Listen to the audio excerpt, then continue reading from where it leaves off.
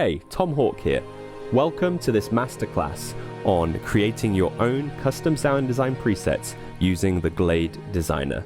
Let's dive into it. Here's a snapshot that I really like. This one's called Village Bells.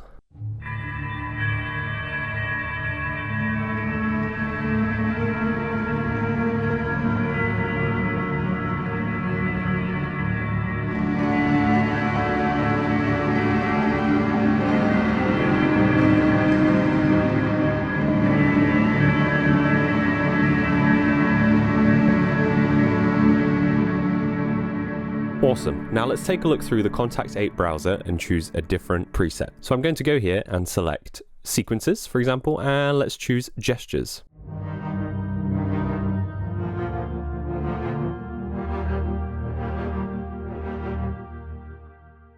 Let's take a look through some of these different pages, starting with the perform page, which is the page that we're on. Here you can see all the different layers of the instrument. We can select them however we want. We can solo some of these layers. Let's say we hear this layer and we want to change that. We can just click through here and we can choose anything else. Let's go for, I don't know, high strings, long, and let's go for the sustained tremolo blend. We can change the volume of this here. We can tune it if we wanted. So you can really see how we have a lot of control over all of these layers. We could pan things however we want. And the really cool thing is you can assign these things to macros. So for example, I could assign the panning to macro 1 or 2 if I wanted. And you will be able to hear that macro 2 is triggered by this LFO. But if I turn off the LFO, this is what the macro sounds like. You can turn this down. So that's actually a filter. Macro 2 is assigned to the filter on each of these layers, and then the LFO is modulating that, opening and closing it, and it's synced to a tempo. We'll dive into more detail with all of the macros in a bit, but I just wanted to point that out for now. Let's take a look at the layers page now. Let's say we solo this layer. So in this layers page, you can see we have a lot of different controls. One of them being the filter, which is being open and closed by the LFO, which I mentioned previously. We can turn this off. We could even turn this LFO off.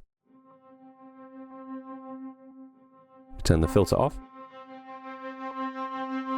Okay, so turn that back on. We also have an envelope here where you can change the attack, decay, sustain, and release. And then we have an octaver, doubling, and consordino mode. Let's take a look at the octaver, for example. So for example, I could add this octave. You can hear that there with the dynamics up and down. And I could then assign this to a macro, like macro 1 for example, and it could introduce that octave as you turn it up or down, which is super cool. Or we could even add a fifth, for example, so you could do something like this. So if you played a chord, you'd have some really cool voicings. Super cool, right? Let's take a look at the effects page. Each layer has 6 slots of different effects that you can apply. Here are all the different effects we can take a look at. And you'll notice that all of these layers have this same effect on here, which is called quiver, which if I solo this layer and I turn it off, that's giving us a lot of movement. If I turn this LFO off, so that it's not opening and closing the filter, you'll now hear that that's how the static sounds on its own. And I've added some saturation as well. And the saturation just adds a little bit more presence and just, it sounds good. Saturation always sounds good on most things. We have quiver here, which is kind of this like pulsating effect. And you'll see this control in the middle called flow. I've mapped that to macro 1. So as we turn this up, that will slow down. Right, pretty cool. Turn it back up. If we turn this LFO back on, you'll now see this. So that's super cool, and I have this on all the different layers. We could then, for example, if we wanted more reverb, Aurora gives us a bit of echo and ambience. You have something super washy. While we're here, why don't we expand on this particular snapshot and create something more just unique and different? So say you load this up and you want to make it your own preset, like customize it. Let's see what we could do. So here are all the layers playing together. Okay, maybe I want reverb added to this high string layer. So let's add Aurora. That's pretty cool. Now let's say we want to add this octaver. Let's say we want an octave and a fifth. We can go into assign mode. We can attach this to macro 1, and then we want it to go like this.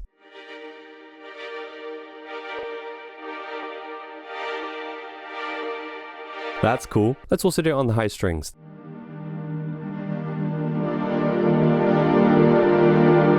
Turn this down in volume now because we're getting a little bit loud there. I'm going to turn on the LFO for macro 1 so that we have a little bit more modulation going on. Let's check this out. I'm going to be adjusting this on the Mark III keyboard here, which is super cool how you can adjust all these parameters just by turning a few different things here. But you could easily just do that in here as well, like this. Or you can even press the dice and it will give you something random. But let's do this here now. I want this maybe... Okay, and let's go to macro 2.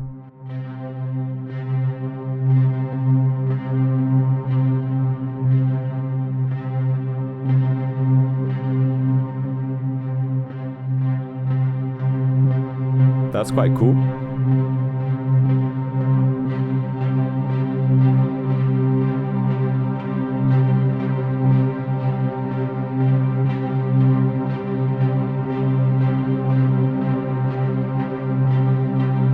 Turn up the amount.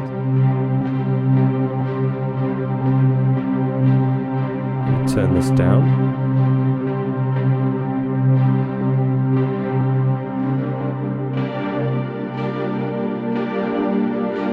I'm going to turn off the, maybe turn down the reverb for this one. It's a little bit much.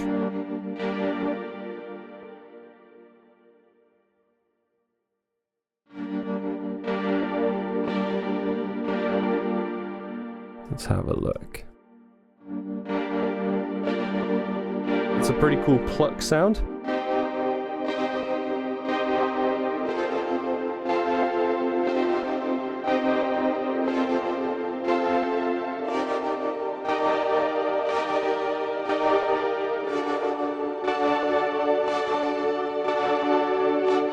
How cool is that? We've just created a whole new sounding preset from that same one, just by adjusting a few controls.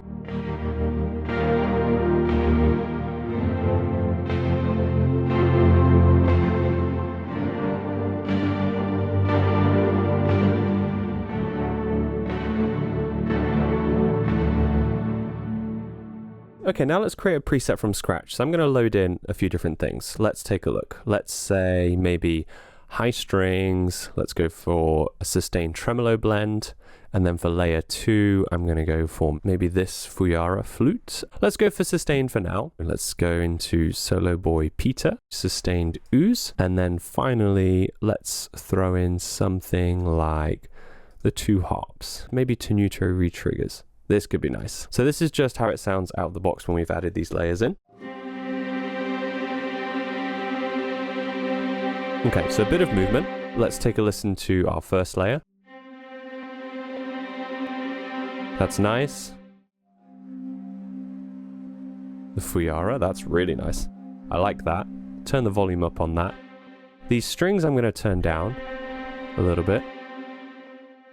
And at the moment, on these, I can tell we have just the standard mapping on, so you can see this is the natural playing range of what was sampled, but I'm going to turn on true mapping so I can actually pitch this down to C1, and now we should be able to play lower and we'll hear. What kind of range do we want? I'm going to say C1 to maybe like C6. Nice. Then we have the Fuyara.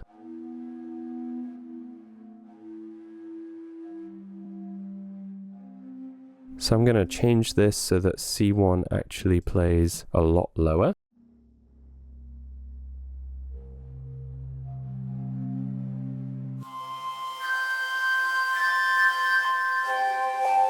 That's actually quite harsh at the top, and I'm thinking of going for something a little bit more mellow sounding, so I'm going to turn on the filter for this layer and maybe get rid of that higher frequency. So I just want that, and it's a little bit quiet, so I'm going to go to the effects. This reverb was already in here, but I'm going to change this to saturation. That's nice. And then I'm going to add some reverb. I'm going to go with Aurora. I really like that one for big ambiances. So we're going to do this, turn up the ambience. A little bit too much maybe. A little bit of...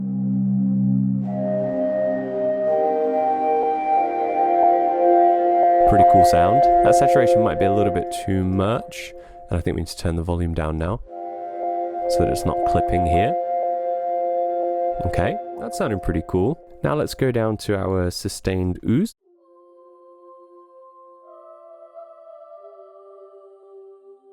Again, I'm going to make sure this goes all the way down here, so it's pitched down. This will sound super cool. We're probably also going to need to add some saturation to this so we can hear a bit more. I'm going to adjust the filter on this, make the higher frequencies a bit darker. And I like it down here, so I'm also going to add an EQ. So I want to boost this low here, so let's go to EQ. Probably need a bit of reverb. Let's do a bit of the Pandora reverb. Why not? And maybe you know what? We're going to map this to macro 1 so that as we turn macro 1 up, the reverb will increase. Now this is how it sounds all together. I've got a feeling some things will be too loud. Strings need to come down a little bit. They sound quite natural. This nice warm flute sound, and then we have the harp tunatory triggers. So if we play this all together, it's going to sound like this.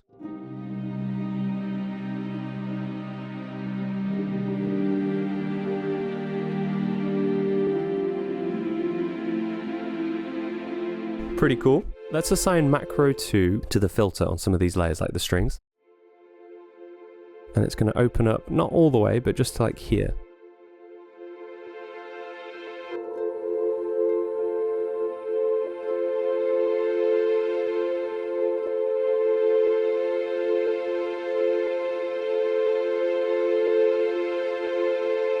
And what are these doing? I think we need an EQ on these, possibly. Let's take a look, just to clean this up a little bit. Get rid of some of those mids. Nice. And let's do the same thing with the filter here. Macro 2. And then what I'm going to do is assign macro 2 to an LFO, but something really slow. So we have something like this all together. Turn up the amount so that we have like a wave.